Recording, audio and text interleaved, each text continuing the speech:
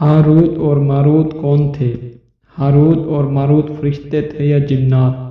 Harut اور ماروت کے پاس کون سا علم یا جادو تھا؟ ہاروت اور ماروت نے کیا گناہ کیا؟ ہاروت اور ماروت کو کیا سزا ملی؟ بہت سے لوگ یہ سوال پوچھتے نظر آتے ہیں۔ آج ہم آپ کو ان سوالوں کے جواب اور ہاروت اور ماروت کے متعلق بہت سی معلومات اس ویڈیو میں فراہم کریں گے۔ دوستو، اگر آپ نے ابھی تک ہمارے یوٹیوب چینل فریڈم کو سبسکرائب نہیں کیا تو آپ سے گزارش ہے کہ ہمارے یوٹیوب چینل فریڈم کو سبسکرائب کریں اور بیل آئیکن کو پریس کر دیں تاکہ ہماری آنے والی ہر ویڈیو آپ تک بآسانی پہنچ سکے۔ ہاروت اور ماروت کے متعلق قرآن پاک اور احادیث میں تو بہت سی روایات ملتی ہیں۔ اس کے علاوہ غیر مسلم مفکرین نے بھی ان کے متعلق بہت کچھ لکھ رکھا ہے۔ ہاروت اور ماروت کے متعلق ہم دو طرح کی روایتوں کا ذکر کریں گے، ایک قرآن و حدیث کی روشنی میں اور دوسری جو اللہ تعالیٰ کی باقی آسمانی کتابوں توریت اور انجیل میں آتی ہیں۔ ان روایتوں کے مطابق یہ اللہ کے پیغمبر حضرت ادریس علیہ السلام کا دور تھا جب آسمان اور زمین کے درمیان راستے کھول دیے گئے۔ جب فرشتوں نے انسانوں کو زمین پر فساد اور گناہ کرتے دیکھا تو فرمایا، اے اللہ، ہم تو صرف تیری ہی عبادت میں مصروف رہتے ہیں اور یہ انسان زمین پر گناہ کرتا پھرتا ہے جبکہ ہم فرشتے گناہ کے قریب تک نہیں جاتے۔ تب اللہ نے کہا، انسان کے اندر غصہ اور شہوت کی خاصیت دی گئی ہے، اگر یہ تم میں ہوتی تو تم بھی گناہ کر بیٹھتے۔ سب فرشتوں نے کہا کہ ہم ایسا ہرگز نہ کریں گے۔ تب اللہ کے حکم سے فرشتوں نے خود میں سے دو بہترین فرشتوں کا انتخاب کیا جو بہت عبادت گزار تھے۔ ان کا نام ہاروت اور ماروت تھا۔ اللہ نے ان دونوں فرشتوں میں انسانی خصوصیات ڈال کر زمین پر بھیج دیا۔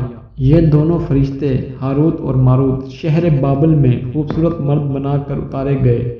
یہاں یہ لوگوں میں اپنے علم کی وجہ سے کافی شہرت حاصل کرنے کے بعد شہر بابل کے قاضی مقرر ہوئے۔ یہ لوگوں میں انصاف کرتے تھے، مگر ایک دن ایسا ہوا کہ ان کے پاس ایک بہت ہی خوبصورت عورت اپنا مقدمہ لے کر آئی۔ اس نے کہا کہ اس کا شوہر اس پر بہت ظلم کرتا ہے۔ یہ دونوں ہاروت اور ماروت اس وقت اس عورت کو دیکھتے ہی اس کے حسن کے دیوانے ہو گئے اور اس پر عاشق ہو گئے۔ ہاروت اور ماروت نے باتوں باتوں میں اس عورت سے بدکاری کی خواہش کی تو اس نے کہا کہ وہ راضی ہو جائے گی اگر ہاروت اور ماروت اس کا مذہب اپنائیں، بتوں کی پوجا کریں اور اس کے بعد اس کے شوہر کو بھی قتل کر دیں۔ ہاروت اور ماروت نے اس کے عشق میں شراب پی کر بہت سے بتوں کو سجدہ کیا اور اس کے شوہر کو بھی قتل کیا۔ یوں وہ گناہ کرتے چلے گئے۔ یہ عورت کافی چالاک تھی، اس نے ہاروت اور ماروت سے آسمان پر جانے کا طریقہ بھی سیکھ لیا تھا۔ اس عورت کا نام زورا تھا۔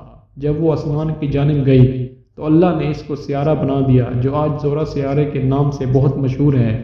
ہاروت اور ماروت کو ان کے گناہوں کی وجہ سے اللہ نے ان کا تمام علم واپس لے لیا۔ اب وہ آسمان پر بھی واپس جانا بھول گئے تھے۔ اللہ کے حکم سے ان کو بابل کے کنویں میں الٹا لٹکا دیا گیا۔ وہ قیامت تک اس کنویں میں ایسے ہی الٹے لٹکے رہیں گے۔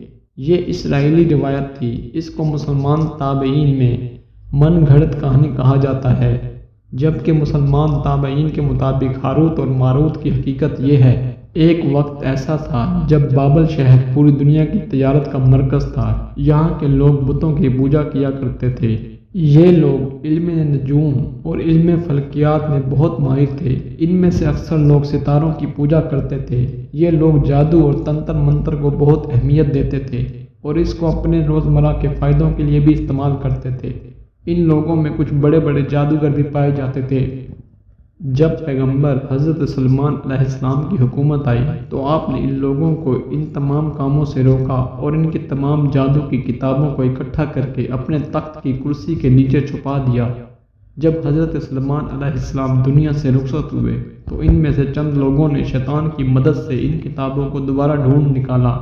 بہت سے لوگوں نے پھر سے یہ علم حاصل کیا اور اس پر عمل کرنے لگے۔ ان لوگوں نے اس علم سے انسانوں کو بھی پریشان کرنا شروع کر دیا۔ اس وقت اللہ نے دو فرشتوں ہاروت اور ماروت کو علم عطا کر کے زمین پر اتارا تاکہ وہ ان ظالموں سے مظلوموں کو بچا سکے اور ان کتابوں کے علم کا اللہ کے دیے ہوئے علم سے خاتمہ کر سکیں۔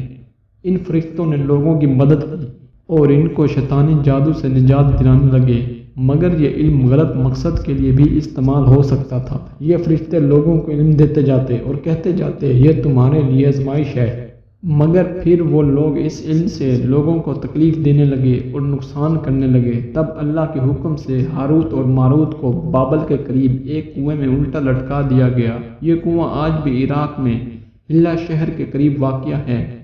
تاریخ کی کتابوں میں بہت سے لوگ اس کنویں کو ڈھونڈنے اور ہاروت و ماروت سے بات کرنے کا دعویٰ کر چکے ہیں۔ دوستو، ہماری اگلی ویڈیو تک کے لیے اللہ حافظ، شکریہ۔